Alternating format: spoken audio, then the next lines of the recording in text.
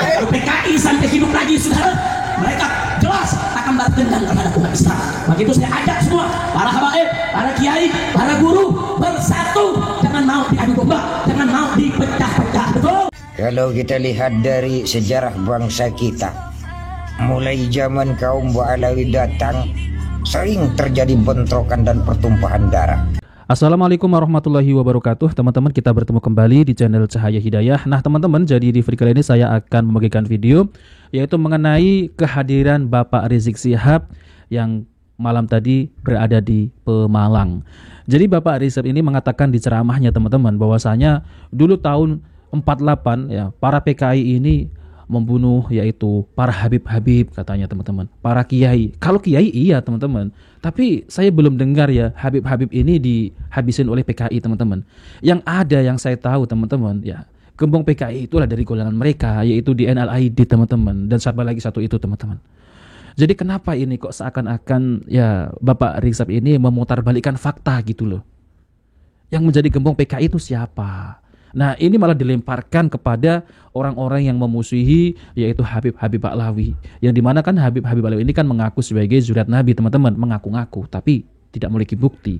Jadi Laskar PBI ini memusuhi orang-orang yang mengaku-ngaku sebagai cucu Nabi, tapi kenyataannya malah bukan cucu Rasulullah teman-teman, melainkan adalah cucu Ubaidillah, dan DNA-nya aja itu DNA G, yaitu dari Yahudi Ashkenazi. Tapi mereka ini melempar batu sembunyi tangan teman-teman, yaitu apa? Mereka itu menuduh bahwa Laskar PBI LS ini adalah PKI. Jadi yang PKI itu siapa? Coba mari kita simak video dari Bapak Rizik Syihab ya teman-teman. Saudara dulu tahun 85 yang membunuh habaib, membunuh kiai, membakar pondok pesantren, membantai dan para santri, mereka adalah PKI. PKI sampai hidup lagi, saudara, mereka jelas akan balas dendam terhadap umat Islam. Maka itu saya ajak semua para habaib, para kiai, para guru bersatu, jangan mau diadu domba, jangan mau dipecah-pecah. Betul? Nah, jangan mau diadu domba, jangan mau dipecah belah. Jadi selama ini yang selalu mengadu domba itu siapa ya? Yang selalu memprovokasi umat itu siapa? Apakah dari golongan yang lain teman-teman? Ya dari Bapak Rizik sendiri. Jadi selalu yang katanya ceramah tapi isinya hanya memprovokasi umat, mengajak umat untuk membenci pemerintah, mengajak umat untuk berdemo, berjilid-jilid. Nah, jadi siapa ya teman-teman ya yang memecah belah umat itu siapa? Semestinya ini Bapak Rizik Syihab ini ya lempar batu sembunyi tangan gitu. Saya mau tanya semua, siap bersatu, siap berjuang bersama, siap bela kiai, siap bela ulama, siap bela habaib, siap bela agama, siap bela negara. Takbir. Allahu Akbar ya, kasihan saya ini teman-teman ya. Mereka ini masih terdoktrin ya, kok masih saja mereka itu percaya dengan omongan dari Bapak Rizik Syihab. Jadi dari tahun ke tahun teman-teman ya, kalau kita tarik ke 10 tahun yang lalu, 12 tahun yang lalu, jadi gak ada adem-ademnya gitu ya ceramah dari Bapak Rizik Syihab itu. Selalu ribut saja itu teman-teman. Nah, di sini ada video teman-teman. Entah ini benar suara asli dari Kiai Zainuddin MZ, wallahu alam. Tapi kalau yang disampaikan itu mengenai gembong PKI itu benar.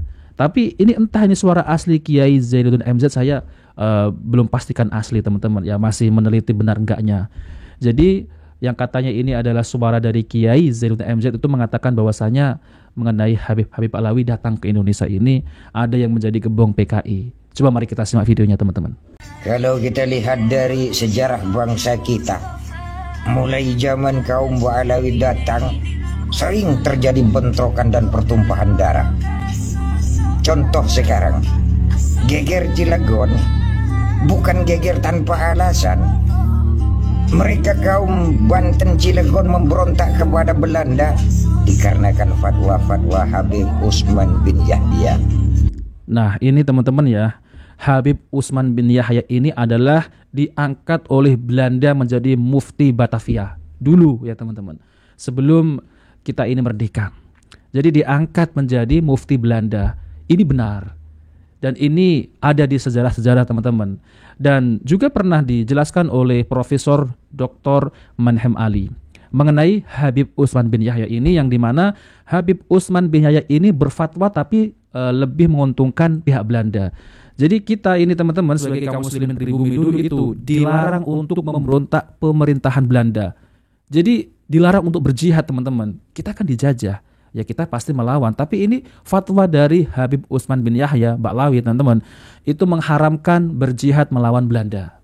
Nah, ini sangat bertentangan dengan yaitu para kiai, para ulama pribumi Nusantara. Nah, geger teman-teman. Ya, coba mari kita lanjutkan. Betul.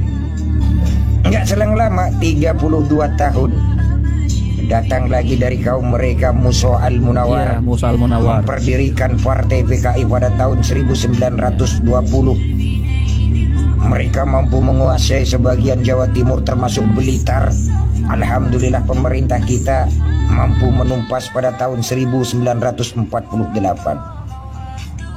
Mungkin mereka belum puas, datang dari kaum mereka juga DNID. Tapi hebat, ini luar biasa, mampu mengguncang Indonesia bahkan dunia. Kenapa? Karena banyak jenderal-jenderal kita yang tewas. Betul. Nah, DNID ini juga termasuk gembong PKI, teman-teman, juga dari golongan Ba'lawi. Tapi mereka nggak mengakui, teman-teman, ya. Kalau DNID ini nggak mengakui dari golongan Ba'lawi katanya. Jadi sudah jelas, teman-teman, ya, siapa yang PKI. Tapi kok malah menuduh orang lain PKI. Yang benci Habaib itu adalah PKI. Ya Allah, ya.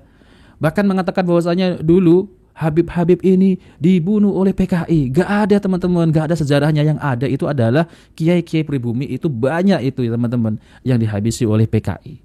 Aneh kan ya? Alhamdulillah pemerintah mampu menumpas pada tahun 1965.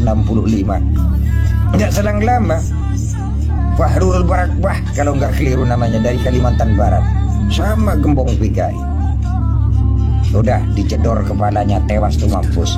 Enggak lama, 11 tahun Borobudur diajar.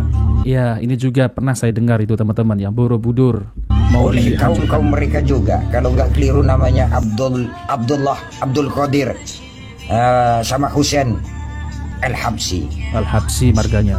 Jadi saudara, kenapa mereka yang tewas dalam peristiwa tersebut nggak mereka klaim, padahal mereka kan saudaranya. Nah, seperti itu ya, teman-teman, ya, mengenai Habib-Habib Alawi yang ada di Indonesia ini. Jadi mereka itu juga saya dengar ya, di Yaman sana juga, Yaman mana itu yang dikuasai PKI, teman-teman, ya, Partai Komunis itu PKI. Tapi kenapa mereka itu teriak-teriak yang tidak menyukai Habib, yang tidak menyukai Kiai, yang tidak menyukai apa itu PKI. Jadi siapa ini yang dituduh sebagai PKI ya, teman-teman? Aneh. Jadi orang-orang yang berseberangan dengan Bapak Rizik Syihab itu pasti akan dijuluki PKI, distempel PKI. Coba, teman-teman. Jadi saya itu kadang-kadang geleng-geleng kepala ya. Jadi itu memutarbalikkan fakta sejarah.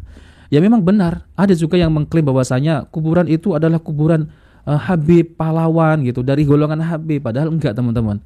Yang di mana itu, yang ada di Semarang juga, yang ada di mana juga itu. Bahkan PWLS juga membongkar makam-makam palsu. Dalamnya enggak ada isinya. Ada juga dalamnya ada isinya, tapi teman-teman ya, tapi mereka itu klaim dari golongan mereka, padahal bukan dari golongan mereka. Ini kan aneh ya. Ada juga Habib yang mengklaim bahwasanya pahlawan Indonesia ini dari golongan Habib. Coba, teman-teman, semua diklaim. Bahkan bendera merah putih, lagu kebangsaan, lalu kemudian proklamasi dari Habib, semua diklaim, teman-teman. Nah, ini adalah namanya pembelokan sejarah dan sudah dibantah oleh Profesor Anhar Gonggong. Nah, mengenai yang rekaman ini, teman-teman, apakah benar suara Kiai Zainuddin MZ? Allahu alam, tapi yang dibicarakan, yang disampaikan itu memang benar. Nah, seperti itu, teman-teman. Jadi kesimpulannya, kita sebagai kaum muslimin ini jangan mudah percaya yaitu omongan-omongan dari Bapak Rizik Syihab. Jadi yang mengadu domba itu siapa, Pak Rizik Syihab ya? Yang mengadu domba selama ini itu siapa? Jadi kita itu ya tidak butuhlah orang-orang yang mengaku-ngaku sebagai cucu Nabi seperti ini, tapi mereka itu ya ceramahnya hanya provokasi. Indonesia ini aman tentram tanpa Habib, teman-teman. Saya yakin aman tentram tanpa Habib. Yang ada di negara kita tetangga saja, Malaysia, itu nggak ada yang semacam ini, teman-teman. Kalau ada ceramah semacam ini udah pasti diangkut sama Jabatan Kementerian Agama Islam. Nggak ada yang berani, teman-teman. Di Indonesia saja inilah yang mereka itu sangat subur, teman-teman. Sangat menjamur gitu ya. Nah, seperti itu. Nah, oke, teman-teman, jadi itu saja yang sampaikan. Kita bertemu di video berikutnya. Jika video bermanfaat, jangan lupa like dan subscribe di channel Cahaya Hidayah.